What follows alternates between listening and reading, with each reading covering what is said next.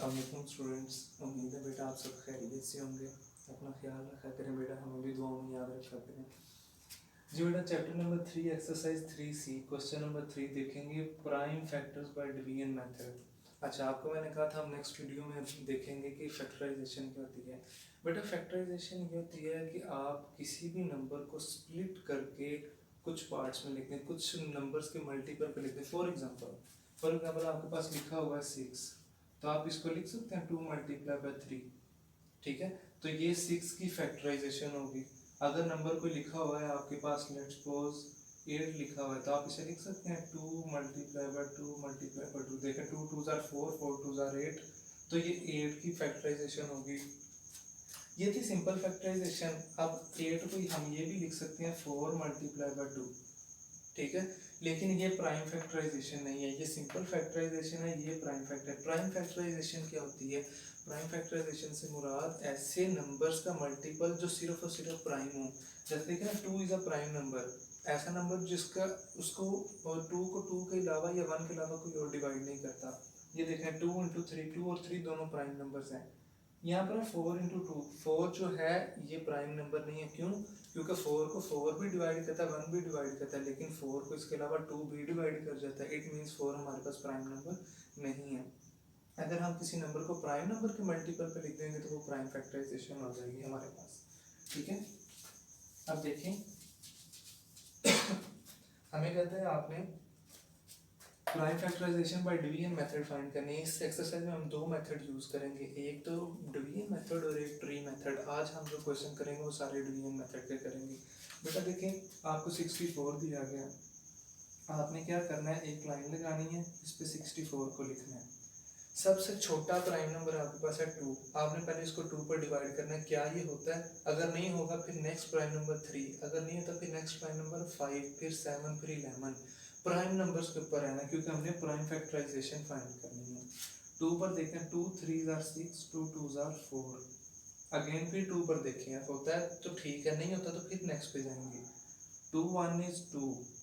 ठीक है, इसने 1 इसको कैरी दिया, ये जो 1 देगा ना, इस 2 के लेफ्ट साइड पर जाके लगेगा। 2 के लेफ्ट साइड पर अगर 1 लगा देना, देखना है 2 लिखा है, इसके लेफ्ट साइड पे 1 आके लगे, तो ये क्या हो जाएगा 12। तो 2 6 आर 12।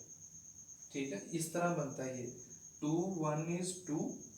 अब ये 3 था, 3 में से 2 गए तो क्या बचता है 1। वो 1 इज 2 के लेफ्ट साइड पर जाके लगेगा और ये 12 इसे बना देगा। तो फिर हमने देखना 2 6 आर 12। नेक्स्ट फिर 2 पर देखें 2 8 jar 16।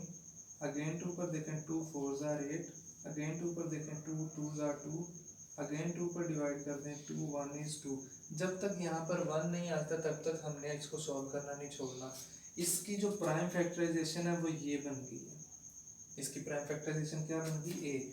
So 64 is equal to, कितने दफा 2 आ रहा है? 1 2 3 4 5 6 टाइम्स आ रहा है। तो हम लिखें 1 2 3 4 5 6। तो ये हमारा आंसर है। बस आसान सी बात है, डिवाइड करना तो बेटा हम लोगों ने बचपन से यही सीखते आ रहे हैं कि नंबर्स को डिवाइड किस तरह से करना। तो सिर्फ ये डिवीजन लिखते नहीं, वो कोशिश करें कि ये सारा आंसर एक लाइन में लिखे। मेरे पास अब जगह नहीं थी इसलिए मैंने नीचे लिख दिया, तो आप इस तरह भी लिख सकते हैं 2 लाइन्स के ऊपर। तो बेटा नेक्स्ट आ गया नंबर 200, सी पार्ट में 200 है। 2 पर डिवाइड करते हैं, देखें 2 1 इज 2, और ये अगले 2 जीरो वैसे के वैसे ही, चाहे जीरो को कोई नंबर डिवाइड नहीं करता, वो एज इट इज आ जाता है। नेक्स्ट देखें 2 2 1 को डिवाइड नहीं कर सकता, इसलिए 1 के साथ नेक्स्ट नंबर मिला लेंगे, वो क्या है 10 बन जाएगा। 2 5 जार 10, और ये अगला जीरो वैसे ही नीचे आ गया। अब देखिए क्या ये नंबर फिर 2 पर डिवाइड हुआ कि नहीं? 2 2 2 जार 4, इसमें से 4 के क्या बचा 1। 1 इज 0 के लेफ्ट साइड पर जाकर लगेगा, तो वो क्या हो जाएगा 10 हो जाएगा। तो 2 5 जार 10। अब ये देखें नंबर 2 पर डिवाइड नहीं हो सकता, देखें करके देखें 2 1 इज 2, 2 2 जार 4, लेकिन आगे तो कोई नंबर ही नहीं है, तो इसका 1 किधर गया? हमने तो 5 लिखा ना था, इट मीन ये 2 पर डिवाइड नहीं होता। फिर हम अगले प्राइम नंबर पे देखेंगे, वो क्या है 3। 3 पे इसको डिवाइड करते हैं, 3 8 जार 24 होता है, तो 25 फिर नहीं आया, तो हम 3 पर भी नहीं कर सकते। नेक्स्ट प्राइम नंबर कौन सा है 5, तो करते हैं 5 5 जार 25। अगेन ही किस पर डिवाइड होगा 1 5 पर डिवाइड हो गया, आंसर 1 आ गया। जब 1 आ गया हमारा काम खत्म। तो 200 किसके इक्वल आया? 2 2 2 5 एंड 5, 2 2 2 5 एंड 5। तो ये बेटा हमारा आंसर है। जो ये चीजें हैं इन सभी को हमने मल्टीप्लाई करके लिखते हैं। नेक्स्ट इसका लास्ट पार्ट देखें, 750 है। 750 को बेटा देखें 2 पर डिवाइड करके देखते हैं।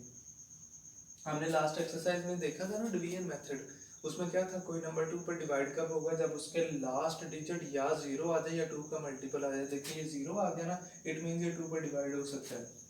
देखें 2 3s are 6, 7 में 6 के 1 बचा, 1 इस 5 के साथ जाके लगा, तो ये क्या हो जाएगा 15, 2 7s are 15, कितना बचा 15 में से, 2 7s are 14, 15 में से 14 के 1 बचा, वो 1 इस 0 के साथ आके लगेगा, ये क्या हो जाएगा 10, 2 5s are 10।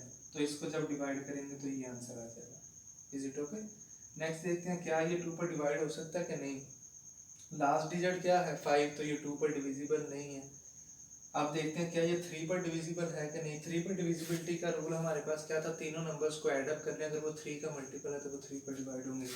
3 + 7 10, 10 + 5 15, इट मीन्स ये 3 पर डिवाइड होता है। 15 जो है वो 3 का मल्टीपल है ना, तो ये 3 पर डिवाइड हो सकता है। देखें 3 1 is 3, अब 7 लेके आना, 3 2s are 6।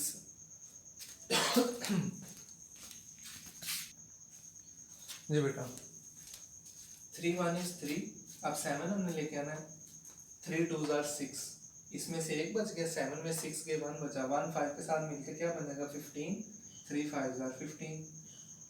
नेक्स्ट भी 3, ये 2 पर डिविजिबल नहीं है क्योंकि लास्ट डिजिट 2 पर डिविजिबल नहीं है। 3 पे देखते हैं क्या होगा, 1 + 2 3, 3 + 5 8, ये तो 8 जो है वो 3 का मल्टीपल नहीं है, इट मीन्स ये नंबर 3 पर डिवाइड नहीं हो सकता। फिर हम 5 पर देखते हैं, देखें 5 2s are 10, 12 में से 10 के क्या बचा 2, 2 इस 5 के साथ जाके मिला तो क्या होगा 25, 5 5s are 25, again 5 5s are 25, 5 1 is 25 और 5 1 is 5। ठीक है बेटा, तो 1 आ गया आंसर। इट मीन्स 750 किसके इक्वल आया, 2 × 3 × 5 5 एंड 5, 3 × 5 यूज हो जाएगा। तो ये बेटा हमारा आंसर था।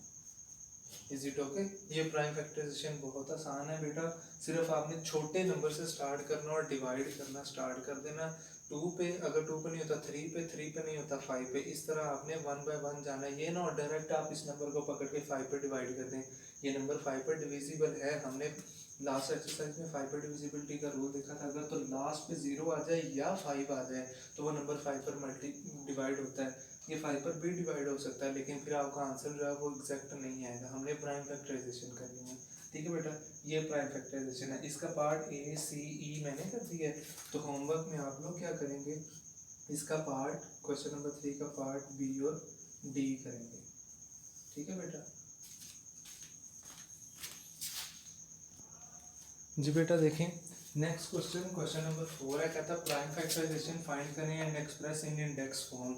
इंडेक्स फॉर्म हमने कल लेक्चर में देखा था अपने क्वेश्चन नंबर 2। इंडेक्स फॉर्म क्या था, सिर्फ पावर की फॉर्म में लिख देना है। काम वही करना है, 1000 की प्राइम फैक्टराइजेशन करनी है। 2 2 ये देखेंगे प्राइम फैक्टराइजेशन हुई, 1000 किसके इक्वल आएगा 2 2 2 5 5 5। इंडेक्स फॉर्म में क्या लिख देंगे बेटा, देखें 2 कितने टाइम्स यूज हो रहा है हमारे पास, 1 2 3 टाइम्स, तो ये लिख देंगे 2 की पावर 3 मल्टीप्लाई 5 कितनी दफ़ा यूज़ हो रहा है 3 टाइम्स, तो हम लिख देंगे 5 की पावर 3। तो ये हमारा इंडेक्स की फॉर्म में आंसर है। पहले वो कहता प्राइम फैक्टराइजेशन फाइंड करो फिर इंडेक्स फॉर्म में उसको एक्सप्रेस करें। हमने पहले प्राइम फैक्टराइजेशन फाइंड की, फिर उसको इंडेक्स फॉर्म में मतलब पावर की फॉर्म में लिख दिया। नेक्स्ट सी पार्ट 288, इसकी प्राइम फैक्टराइजेशन की, ये सारी लिख दी। देखें 2 कितनी दफ़ा यूज़ हो रहा है 1 2 3 4 5, 2 की पावर 5, 3 कितनी दफ़ा यूज़ हो रहा है 2 टाइम्स, तो 3 की पावर 2। तो ये हमारा आंसर है। ठीक है बेटा, तो होमवर्क में इसके रिमेनिंग पार्ट्स आप लोग कर लेंगे। वो कौन, क्वेश्चन नंबर 4 का पार्ट बी डी और ई, ये पार्ट्स आप लोगों ने करना है। ठीक है बेटा, गुड लक, अल्लाह हाफिज़।